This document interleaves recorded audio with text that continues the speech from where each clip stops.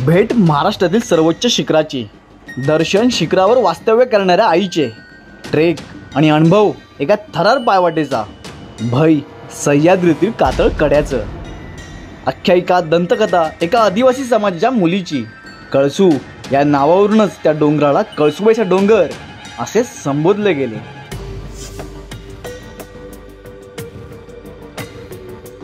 शुभ सकाळ मित्रांनो, मी भावेश आणि भावेश कदम व्लॉग्स या आपल्या यूट्यूब चॅनलवर आपलं स्वागत करतो।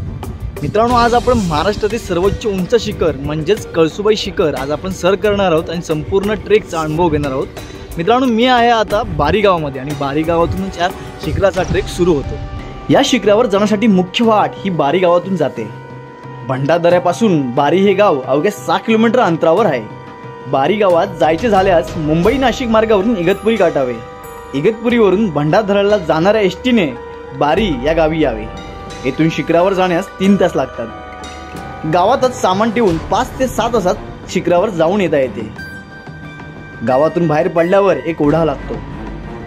हा ओढा ओलांडून झाल्यावर थोड्याच अंतरावर एक मंदिर लागते।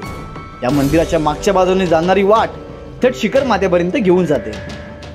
ज्या लोकांना शिखराच्या माथ्यापर्यंत जाता येत नाही त्यांच्यासाठी पायथ्याशीच कळसुबाईचं मंदिर बांधलं आहे। स्वतःचे वाहन असल्यास मुंबई कसारा मार्गे घोटी गाठावे। घोटी सिन्नर मार्गावर भंडारदरा फाटा आहे। या फाट्यावरून भंडारदऱ्याला जाताना भंडारदऱ्याच्या अलीकडे 6 किलोमीटर अंतरावर बारी हे गाव आहे। पायथ्याशी असलेल्या कळसुबाई मंदिरात दर्शन घेऊन पुन्हा ट्रेक सुरू केला। आता अशा चिमुकलीची भेट होणार होती की ती सुरुवातीला जाणलेला थकवा क्षणात मिटवणार होती। पायथ्याशीच त्या चिमुकलीचा टोल नाका होता।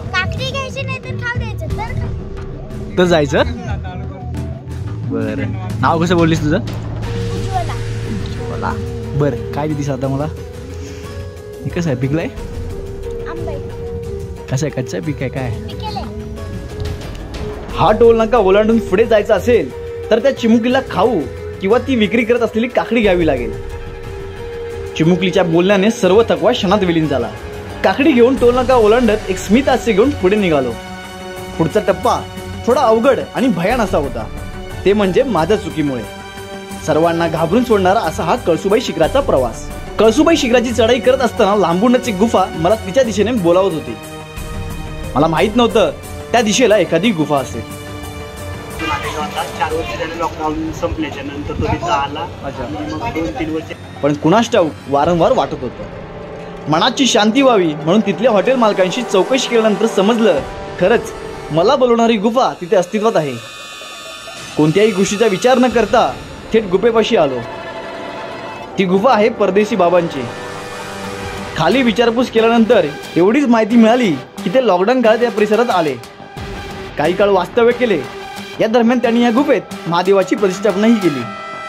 आता गुफेत कोणीच नव्हतं। गुफेशेजारी एक कोरडा ओढा आहे। माझ्या मनात का कुणास ठाऊक आज असे विचार येत होते। सोपा सरळ मार्ग म्हणजे त्या लोखंडी शिड्या, पण मनात काही वेगळं चालू होतं। या ओढ्यातून कळसुबाई शिखरापर्यंत जायचं मनात गाठ मारून मी हा ओढा चढण्यास सुरुवात केली। हीच माझी चूक मला पुढे महागात पडणार होती। माहीत नव्हतं हा ओढा कुठपर्यंत घेऊन जाईल। तरी देखील मी मित्रांसोबत हे धाडस केलं। यामुळेच थरार आणि भय काय असते या शब्दांचे अर्थ उमजले। साधा सरळ सोपा दिसणारा ओढा आता आपलं रौद्र रूप दाखवत होता। सह्याद्रीत हिंडताना खूप सारे जीव आढळतात। आज माझ्या भेटीला हा नवजन्मत खेकडा आला होता। खालून दिसलेले शांत ओढ्याचं रूप आता कुठे अशांत वाटू लागले।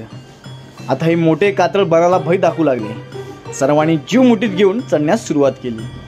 परिस्थिती अशी निर्माण झाली होती की काहीही उतरू शकत नव्हतो आणि माघारी घेऊ शकत नव्हतो।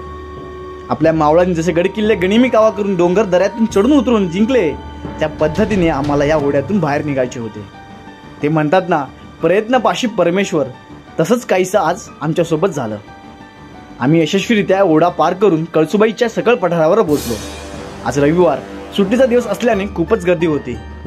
खडतर आणि भयानक असा ट्रेक करून कळसुबाई शिखर माथ्यावर आलो आणि पठारावरती आलो आपण आता। इथून 1 तासाभराचा रस्ता आहे अजून परत पुन्हा एकदा। काही लोखंडी शिड्या ओलांडून स्वर्गवारी करणार तो क्षण काही लांब नाही। लोखंडी शिड्या ओलांडून वर आल्यावर दगडावर कळसुबाईच्या पावलांचे ठसे पाहण्यास मिळाले। मंदिरापाशी जाऊन आईचं दर्शन घेत असतानाच ढगांनी संपूर्ण डोंगर झाकून घेतला। कळसुबाईचा इतिहास म्हणजे एक दंतकथा आहे। प्राचीन काळी कळसू नावाची कोळ्याची मुलगी होती. ती पाटलाच्या घरी कामाला होती. कामाला लागण्यापूर्वीच तिने पाटलाला अट घातली होती की मी केर काढणे व भांडी घासणे सोडून इतर कामे करीन. एकदा पाटलाच्या घरी भरपूर पाहुणे आले. पाटलाने कळसूला भांडी घासायला लावली. त्यामुळे चिडून कळसू डोंगरावर जाऊन राहू लागले. तोच काय तो कळसूबाईचा डोंगर होय. असा हा महाराष्ट्रातील सर्वोच्च शिखराचा इतिहास आहे. मित्रांनो, तुम्हाला हा व्हिडिओ आणि कळसूबाई शिखरापर्यंत प्रवास कसा वाटला हे नक्कीच कॉमेंट्स करून सांगा. त्याचबरोबर लाईक, शेअर आणि चॅनलवर नवीन असाल तर चॅनलला सबस्क्राईब करा.